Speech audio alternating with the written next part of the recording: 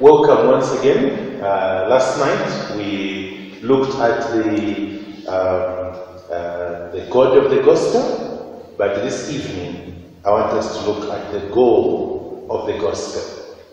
Now it's very important as we meet together for you to remember that when you're going to share the Gospel, you must speak about the God of the Gospel, the goal of the Gospel, and the glory of the Gospel. So welcome then to this second day. I'm Dr. Greg Singogo, who preached to you last night, and we meet today and we are looking at the goal of the Gospel. I don't know if you watch football, but there's always a goal for football. You'll have 22 players rushing for some round object, and they want to put it between two goals. That's what football is. And we call that a goal. The gospel in the same way has a goal. And that goal is actually very simple. It is twofold. Firstly, all men are equally sinners. And secondly, all men are equally in need of a Savior. Those are the two headings. And when I say men, I'm using it to mean human beings. So I'm not just talking about gentlemen. I'm talking about men and women, boys and girls. So let's begin with the first heading. All men are equally sinners. I'm sure most of you were not there, but in the 70s, there used to be a film, a movie. In those days, we didn't have DSTV, we didn't have cable TV. We just had ordinary TV. And for information, young people and students, it was black and white. And there was only one channel, only one, ZNBC. And it used to open at 17 hours and close by 22 hours during the week. But on the weekend, it would start at 16 hours and finish by 22 hours with the national anthem. Now you have 24 hours TV. But why am I telling you this? So what we used to do is that sometimes we wanted to watch a movie. So we would go to a place called 20th Century. I don't know what they call it now, but I know it's in Lusaka, close to Perth. So that's what we used to do. It was called 20, we used to go. It used to be called 20th Century Cinema. And I still remember in the 70s that there was one movie which people used to go and watch. The main actor, if my memory serves me right, was a man called Van Dyke. And the title of that movie was The Good, the Bad, and the Ugly. The Good, the Bad, and the Ugly. And those would be my headings, by the way, when I speak about all men being equally sinners. The good, the bad, and the ugly. So let's begin then to look at good men. Good men. There is in this world people who are nice. They don't seem to have done anything wrong. There are men in this world who are honest. You know, very nice. There are men in this world who do good works. They give liberally. They give freely. They are good men. And people know that if they have a problem, they can go to these nice-looking men.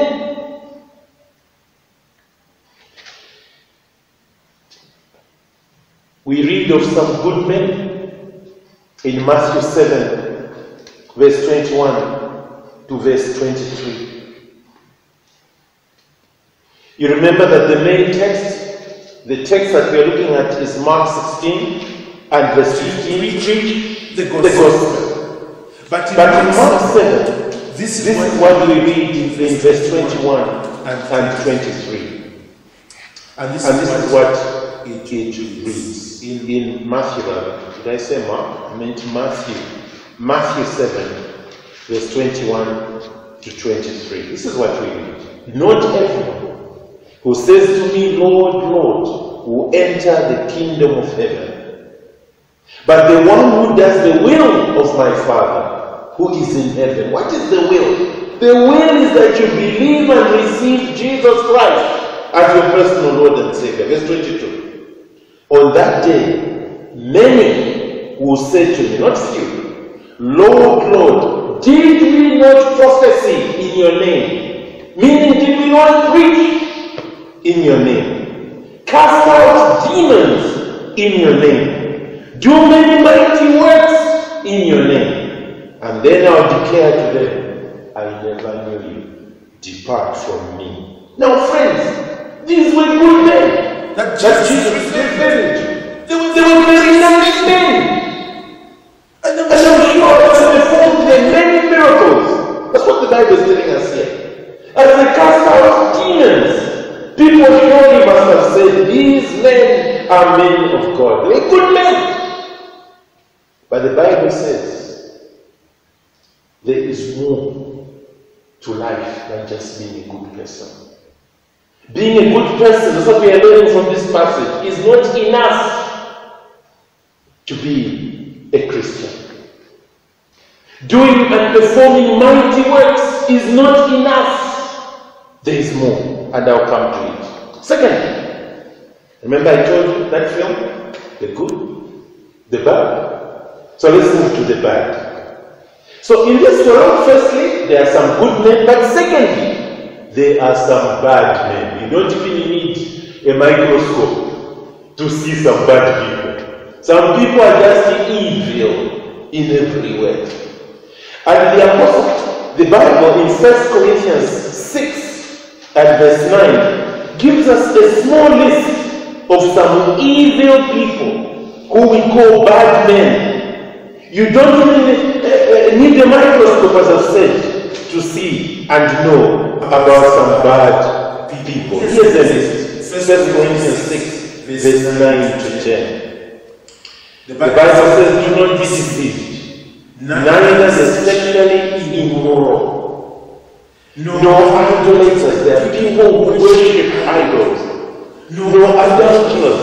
These are men who have sex outside marriage.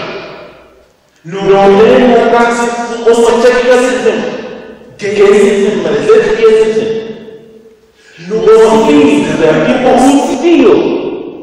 Nor the greedy. No drunkards. There are people who drink recklessly and helplessly. No revilers, no swindlers will inherit the kingdom of God. If you read in the book of Galatians, it talks about witchcraft. There are people who are witches. You know, sometimes I meet people from Europe. And I remember one preacher, by the way, in Europe. I was in England for 7 years, and I met this preacher who was actually preaching, and he was laughing concerning witchcraft. He said, what nonsense you Africans believe in witchcraft, my friend. My friend. Witchcraft is real for two reasons. One, why does the Bible mention it if it's not there? Why does the Bible mention it if it's just a hysteria, as this man told me? It's just a thing of the mind. He says it's psychology. Then why does the Bible mention witchcraft if it's just a thing of the mind? Witchcraft is real. There was a white man, by the way, and I'm not saying this in a bad way or in a racist way, but he came to Zambia and said, this witchcraft, nonsense, he said. It's just a psychological thing. So one of the Africans said, my friend, go and visit Malawi. Go and visit Malawi. And he told him where to go in Malawi. The white men went there to go and see witchcraft. The idea was for him to stay there for 2 weeks. He came back after 2 days, shaking. Why? Because of what he saw.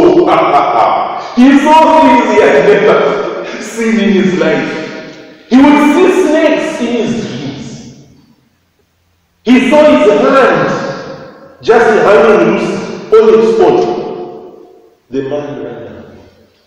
He could not stay for the 2 weeks. Witchcraft, my friends, is real. By the way, in Africa, you know the 2 major places of witchcraft, isn't it? Benin, if you want witchcraft, go to Benin.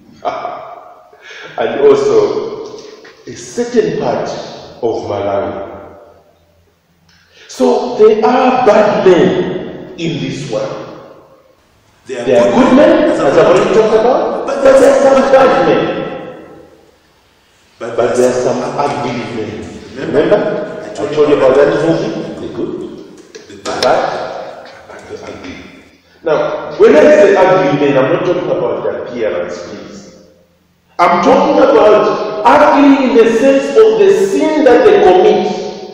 It's an ugly sin. And by the way, young people, students, never ever, have you heard what I've said? Never ever tell a girl you are ugly. Have you heard what I've said? Never ever tell a girl you are ugly. If you don't want her, just say, I don't want you. But don't say you are ugly. That girl will never recover from those statements. Tell her you are rather plain. P-L-A-I-N. You are rather plain. Okay? That's why some of you haven't got Christian girlfriends because of using words like ugly. And don't say you're too fat to a woman. You should say you're rather plump. You're rather plump. That's the way you should do it. But anyway, the ugly. We've seen good men. We've seen bad men. But we are also going to see ugly men. Not in appearance, please. In what they do. Here is an example. As I told you, I was in England for 7 years. One day there was a news flash in England. And what had happened was that this man had been killing his daughters. Can you imagine? His daughters over a period of nearly 30 years. 8 of them. He would kill the daughter, bury the daughter under his house. 8 of them. Over 30 years. And he was caught. And the police found the skeletons, can you imagine, of his daughters dug into the ground. In Zambia yourselves know, we've had serial killers, you know, where they kill you, remove the heart, and leave you. We've had serial killers in Zambia. There was a man in Zambia in the 70s when most of you were not there. He used to kill women one after another. Remember, a serial killer, he chooses a particular type of people. So he might be killing, for instance, all women who are short with dark hair. He doesn't kill the tall ones. Certain women or certain men are the ones that he kills. A serial killer may even be a person who just enjoys killing. In Zambia, we've had serial killers. But I want to say to you that the Bible has a serial killer recorded for us. His name was Paul. Paul, in Acts chapter 9 and verse 1. Paul was a serial killer. He was killing only Christians. He wasn't killing anyone else. Anybody who said I'm saved, anybody who said I'm salvation, those are the only ones he was killing. He was a serial killer. Acts chapter 9, verse 1. You can read that story for yourself. But why am I saying all this? Why am I spending time on talking about good men? Why am I spending time talking about bad men and ugly men? The reason is simple. In God's eyes, there is no good man. There is no bad man. And we read in Romans chapter 3, verse 23, for all have sinned. It doesn't say some. It says all have sinned. All. And are fallen short of the glory of God. You see, in the eyes of God, all sinners are equal. He doesn't see us as good men, bad men, or ugly men. It doesn't matter how educated we are, my friends. We are sinners. At the same level, God sees us the same. As long as we haven't received Christ and believed on Christ, as I said last night, you remain a sinner and you are equal, no matter how educated you are. There are some people think, well, I hold a PhD, therefore I have some sort of higher position before God. No, my friends. Oh, I'm a lawyer, and therefore I have a certain status in society. It doesn't matter in the sight of God. The good men are as guilty as the bad men, are as guilty as the ugly men. For all have sinned. In fact, the Bible says there is no distinction. There is no distinction. For all have sinned. There is no distinction. To God, whether you are a good man who goes to church, if you are a good man who is a preacher, a bishop, an apostle, you are a good man who does good works, you are still a sinner. And you see, friends, this is why I've said to you that the goal of the gospel, number one, is that all men, all human beings, no matter their background, no matter their color. It's very sad that we are having this movement, Black Lives Matter, as if the blacks are in a special position. No, friends. All colors matter according to the gospel. God does not distinguish and say this man is black. No. They are all sinners. Asians are sinners. Europeans are sinners. Africans are sinners. Australians are sinners. We are all at the same level. In other words, this brings me to my second heading. If you haven't received or believed in Jesus Christ, you are a sinner, no matter how good or how bad you are. That's the gospel. And the goal of the gospel is that you must understand that without Christ, you remain a sinner, no matter what you do. Secondly, I have said that all men are equally sinners.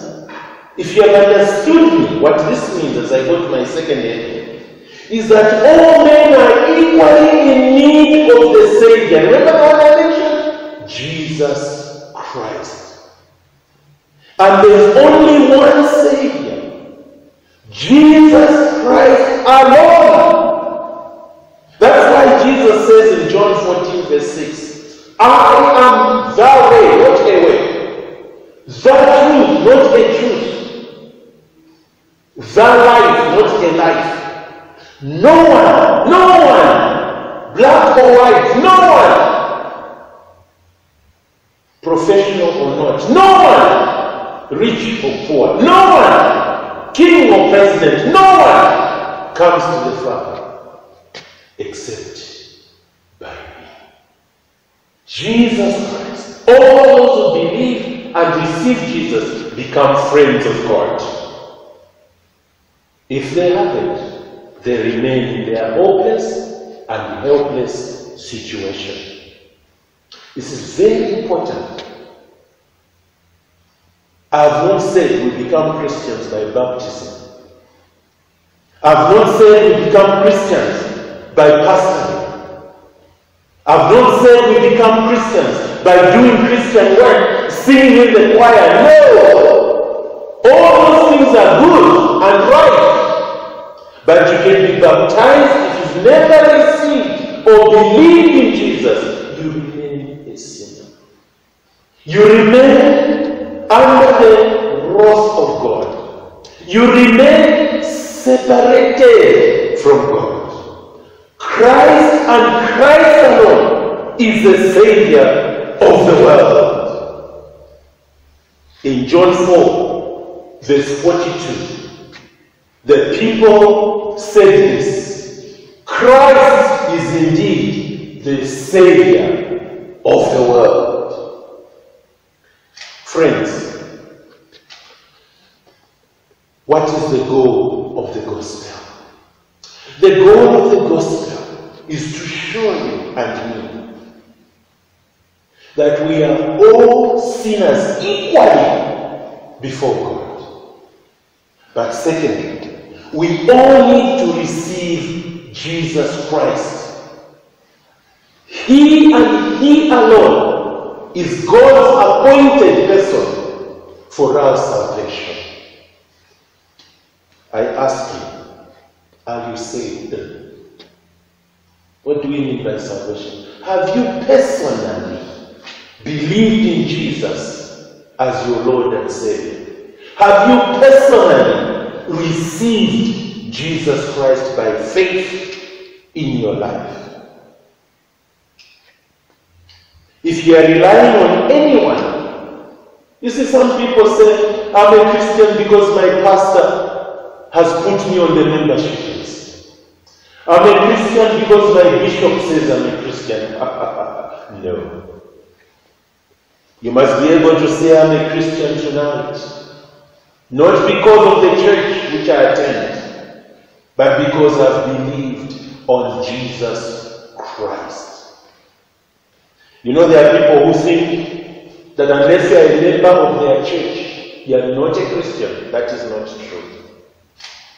They are Pentecostal Christians. Why? They've believed on Jesus. Not because they are Pentecostal, but they've believed and received Jesus as their personal Lord and Savior. They are Baptists who are Christians. Not because they are Baptists, but because they've received and believed and received Jesus Christ as their personal Savior. This is our meeting point. Jesus Christ. In Zaphis here. They are all coming from different churches. If you are able to say there was a day when you personally received and believed on Jesus Christ as the Savior of the world, you are a Christian, whatever your church might be. I ask you, I hope you are not relying on baptism. I hope you are not saying you are a Christian because you are born in a Christian family. I hope you know for sure today that you are a Christian because one day you realized you were a sinner and you knew that there was a Savior, Jesus Christ. So you believed on Him and received Him as your personal Lord and Savior.